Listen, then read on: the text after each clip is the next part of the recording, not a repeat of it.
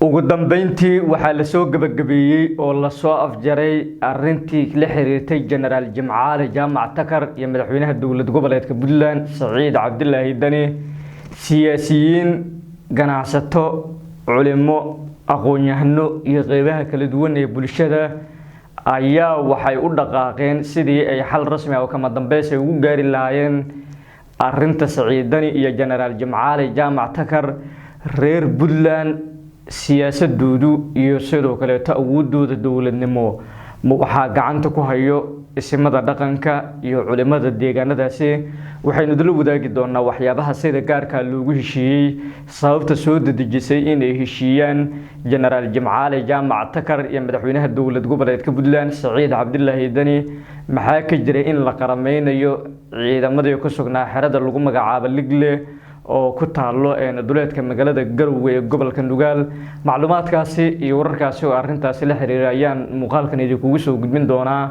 marka hore soo dhawaada saaxiibayaal taariikhdu waxay ku beegan tahay 15 bisha 8 ee Agoosto sanadkuna waa 2026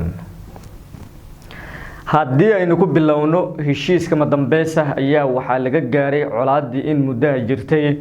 una dhaxaysay General Jimcaale Jaamac Takar iyo madaxweynaha dowlad goboleedka Puntland Saciid Cabdullaahi Dani colaadan oo in muddo soo jirtay isla markaana dhowr jeer oo kala duwan lagu sigtay inuu gacan ka hadal u dhaxmaro ciidamo taabacsan General Jimcaale Jaamac Takar isla markaana ka amar qaadanayay dowladda federaalka ee Soomaaliya oo ku sugnaa xerada lagu magacaabo Ligle oo ku taalo duleedka magaalada Garowe iyo ciidamada maamul goboleedka Puntland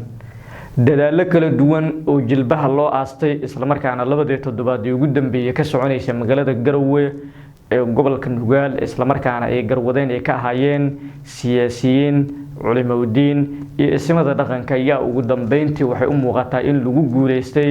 isla markaana jilbaha dhulka loo dhigay General Jimcaale Jaamac Takar sidoo kalena lagu amray in uusan dadkan iyo deegaankan uusan ka weyneyn isla markaana u hoggaansamo dhinacna uu ka raaco dadka iyo sidoo kale deegaanka siyaasadihii iyo arrimihii jirayna gabi ahaanba markaasi uu ka tanaasulo isla markaana uu aqbalo in uu si toos ah markaasi ugu wada hoggaansamo arinta la xiriirta dadka reer Puntland iyo sidoo kale go'aanadooda kaalinta ugu weyn arintani waxaa qaatay Senator Cabdiraxmaan Maxamed Maxamuud Faroole madaxweynihii hore ee maamul goboleedka Puntland kaasoo isaga markaasi door muuqdo oo firfircoon ka qaatay in heshiiska madambeesa laga gaaro arinta ka jirta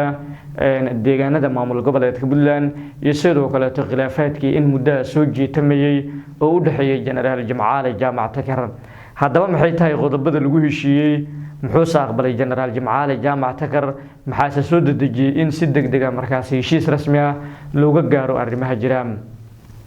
Senator Faroole ayaana sidoo kale waxa uu shaaciyay in ciidamada ku jira xerada lagu magacaabo Ligle dhamaantoodba markaasi la diiwaan gelinayo isla markaana ay noqonayaan ciidamo taabacsan maamul goboleedka Puntland sidoo kalena laga tanaasulayo arintii markaasi la xiriirtay muddo ah in ciidamadaasi ay yihiin ciidamo kale oo meel gaar ah laga keenay laakiin arintani markaasi u muuqanayso in dhamaantoodba markaasi ay noqoto go'aanada masiirka iyo sidoo kale tallaabooyinka la qaadayo mid si weyn markaasi looga fiirsanayo isla markaana rabitaankan iyo qorshaha xilligan soconayana uu noqonayo mid dadka reer Puntland ee loogu adeegayo markii hore madaxweynaha maamul goboleedka Puntland Saciid Cabdullaahi Dani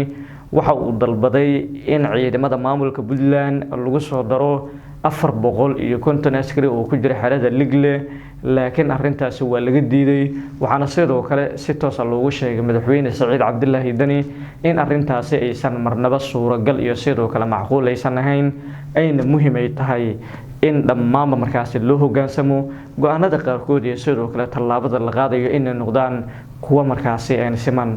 diiwaanka ayaana la doonayay markii hore in la marsiyo 450 askari laakiin arintu waa laga badiyay oo dhammaanba waxaa go'aan lagu gaaray in ciidamadan diiwaanka la marsiyo lagana joojiyo in si gaar ah markaasi ciidamada loo kala qaybiyo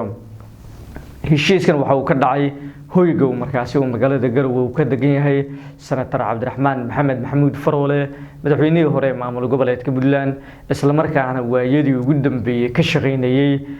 odaytinimada arinta Puntland sidoo kalena doonayay in uusan markaasi wiil reer Puntland uusan ku dhiman dagaal iskoorimaad qalalaaso iyo sidoo kale in dhibaato laga shaqeeyo ugu dambeyntii arintan ayaana sidoo kale waxay muuqataa mid lagu guuleysay sidoo kalena waxay arintan u muuqataa mid la soo afjaray oo arrimii in muddo ah bajirayna waxa ay noqonayaan kuwa markaasi si guud loogu hogaansamayo awaamirta amarada go'aan qaadashada iyo tallaabooyinka la qaadanaya dhammaantood inay markaasi wada noqdaan kuwo rabitaanka dadka reer Puntland oo kaliya markaasi loo hoggaansamo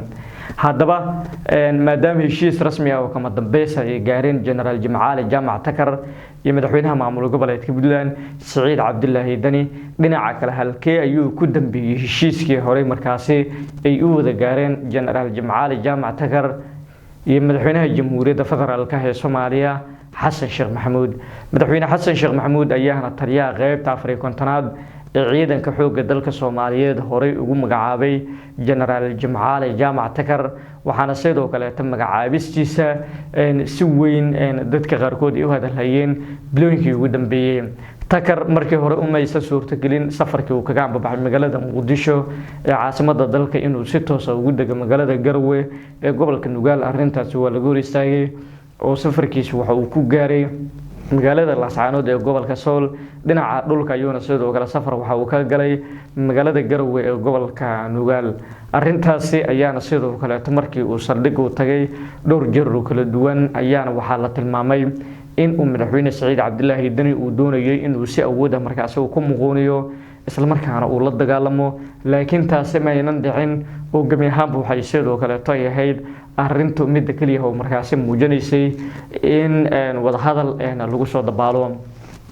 Senator Cabdiraxmaan Maxamed Maxamuud Fardoole ayaana sidoo kale dadaalada ugu badan bixinayay waa oday reer Puntland ah hore madaxweyne u soo noqday sidoo kale si weyn u doonayo in arintu aysan noqonin gacan ka hadal iyo sidoo kale in tallaabooyinka qaarkood markaas la qaadayo waxa sidoo kale arintu laga baajiyay in dagaal halkaas ay ka dhacaan waxaynu ognahay inuu dagaal uu ka dhacay magaalada Gaalkacyo ee gobolka Mudug waxaynu ognahay in dagaalka lagu haatan uu ka taagan yahay duleedka degmada Rakaraaxo ee gobolka Karkaar ee maamul goboleedka Puntland waxaynu sidoo kale aynu ognahay in hore sidan oo kale magaalada Boosaaso ciidamadii ku sugnaa iyagana lagu amray inay isdhiibaan dhammaantoodba madaxweyne Siciid Cabdullaahi Dani ayaana sidoo kale guuleystay waxaana uu qaaday tallaabooyin waaweyn oo la xiriira in si awood ah markaas gacanta dawladnimada Puntland dib loogu soo celiyo arrimahaas oo dhan ayaana sidoo kale waxay markaas muujinayeen in Puntland ay markaas cudud iyo awoodba markaas isugu geysay in arrimaha ka jira deegaanada dhexdeeda ah in heshiis laga gaaro sidoo kale la iska iloobo wax kasto markaas keeni lahaa qalalaaso kala qaybsanaan kala qobqob kala fogaanshiyo iyo sidoo kale arintan oo markaas ay isu bedeli karto xilli kasto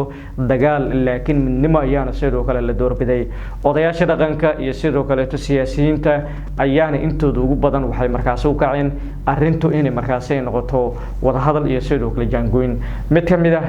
odayaasha dhaqanka ee goobjoogka ahaa kulankii ka dhacay deegaanadaas ayaana si guud waxa markaas uu faahfaahin uu kaga bixiyay arintan waxa uu tilmaamay in reer Puntland dadkoodii iyo sidoo kale deegaankoodiba ay guuleysteen arintii ciidamada markaas la xiriiray duleedka magaalada Garowe la soo gabagabeeyay oo la soo afjaray waxa uu sidoo kale intaas uu raaciyay in xilligan wixii ka dambeeyay aysan dib dambe u jiri doonin isqabqabsi ismariwa ishaysasho iyo sidoo kale in xaaladdu markasto ay isku bedesho gacan ka hadal iyo sidoo kale inay markaas ay noqoto tallaabo ay dadka reer Puntland dhibaato iyo sidoo kale kala qaybsanaan markaas u horseedo